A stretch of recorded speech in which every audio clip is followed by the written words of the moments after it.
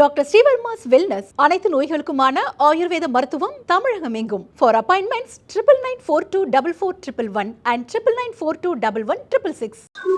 மலைமேல் செல்வதற்காக சட்டமன்ற அறிவிப்பின்படி இன்றைக்கு 1,20,00,000 ரூபாய் செலவில் 4 சிறப்பு பேருந்துகள் இந்த மாவட்டத்துடைய அமைச்சர் அன்பிற்கினிய அருமையண்ணன் மூர்த்தி அவர்களும் துறையினுடைய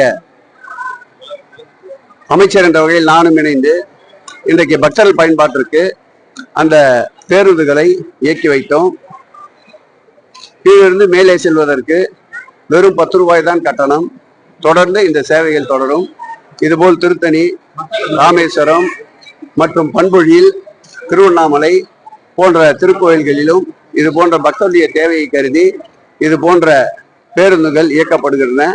தொடர்ந்து சட்டமன்ற அறிவிப்பின்படி கூடுதலாக 4 திருக்கோயில்களில் இவைகளை இயக்குவதற்கு இந்த ஆண்டு அறிவித்திருக்கின்றோம்.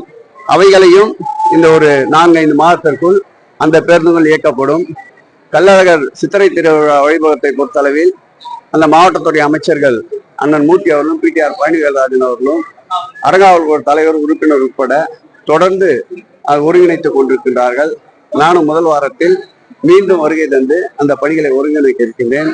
காலையிலே ராமேஸ்வரம் திருக்கோயிலுடைய திருப்பணிகள் குறித்து ஆய்வினை மேற்கொண்டு இன்றைக்கு கள்ளழகர் இந்த திருக்கோயிலிருந்து பேருந்துகள் இயக்க தொடர்ந்து வைத்திருக்கிறோம்.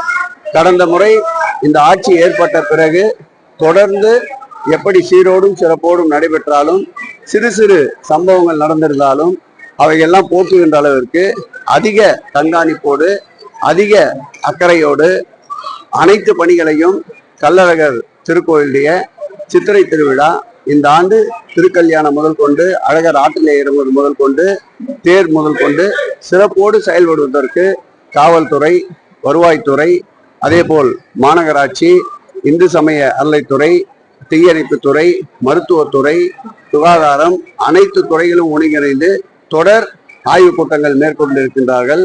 இன்று காலையிலே கூட நம்முடைய மாவட்ட அமைச்சரும் அதேபோல் அந்த தொகுதியுடைய சட்டமன்ற உறுப்பினரும் அமைச்சருமான பிடிஆர் பழனிவேல்ராஜனும் நெடிய ஒரு ஆலோசனை கூட்டத்தை மேற்கொண்டிருக்கின்றார்கள். இந்த முறை சிறப்பாக நடக்கும் என்பதை எல்லாம் வல்ல இறைவன் துணையோடு மாண்புமிகு முதல்வர் வழிகாட்டுதலோடு சிறப்புக்கு சிறப்பு சேர்க்கின்ற வகையில் இந்த ஆண்டு சித்திரை திருவிழா நடைபெறும்.